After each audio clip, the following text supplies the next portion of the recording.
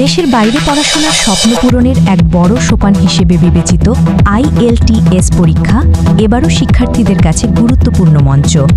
তবে আন্তর্জাতিক মানের এই পরীক্ষাকে ঘিরে এবার আলোচনার কেন্দ্রবিন্দুতে এসেছে প্রশ্ন ফাঁসের একটি বড় চক্র। রাজধানীতে পরিচালিত একটি গোপন অনুসন্ধানে পুলিশের হাতে ধরা পড়েছে একটি সুসংগঠিত প্রশ্নফাঁস চক্র, যারা দীর্ঘদিন ধরে শিক্ষার্থীদের কাছে ফাঁস হওয়া প্রশ্ন বিক্রি করে আসছিল। তদন্তে উঠে এসেছে কিছু জনপ্রিয় কোচিং সেন্টারের নামও, যারা কমিশনের বিনিময়ে চক্রের জন্য ক্রেতা জোগাড় করতেন। গত 6 সেপ্টেম্বর শনিবার পরীক্ষার কয়েক ঘণ্টা পর রাজধানী থেকে গ্রেপ্তার করা হয় চক্রের মূল হোতা 37 বছর বয়সী মোহাম্মদ মামুন খান ও তার সহযোগী পান্না পুনম হালদার ওরফে কেয়াকে। পুলিশের অভিযানে উদ্ধার করা হয় নগদ 8,33,000 টাকা এবং 8টি মোবাইল ফোন। দেশের একটি ইংরেজি দৈনিকের অনুসন্ধানে প্রকাশিত হয়েছে চক্রের ভয়ঙ্কর কার্যপদ্ধতি অনুসারে পরীক্ষার আগের রাতেই প্রার্থীদেরকে রাজধানীর হোটেল ওয়েস্ট ভ্যালি ও বনানীর আমন্ত্রণ লিলি লেক ভিউতে রাখার ব্যবস্থা করা হতো।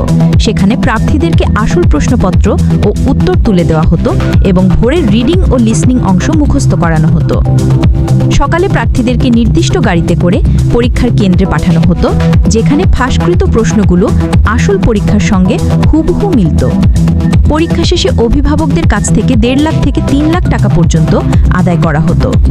সরকারি চাকরিজীবী থেকে শুরু করে সাধারণ শিক্ষার্থীরাও এই সুবিধা নিয়েছে। চক্রের অন্যতম এজেন্ট এবং কর্পোরেট ব্যক্তিত্ব তারেক আজিজ জানবাদিকদের জানান, এই ব্যবসা 2019 সাল থেকেই চলছিল।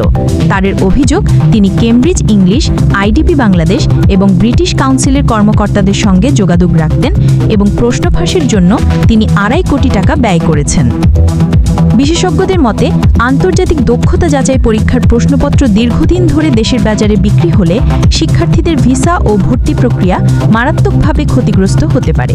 এমনকি বাংলাদেশে IELTS সেন্টার বাতিল হয়ে যাওয়ার ঝুঁকিও তৈরি হতে পারে। সুমাইয়া জান্নাত, GM টেলিভিশন। চোখ রাখুন GM টেলিভিশনের ফেসবুক পেজ ও ইউটিউব চ্যানেলে। সত্যের সন্ধানে সবার আগে GM টেলিভিশনের সাথেই থাকুন।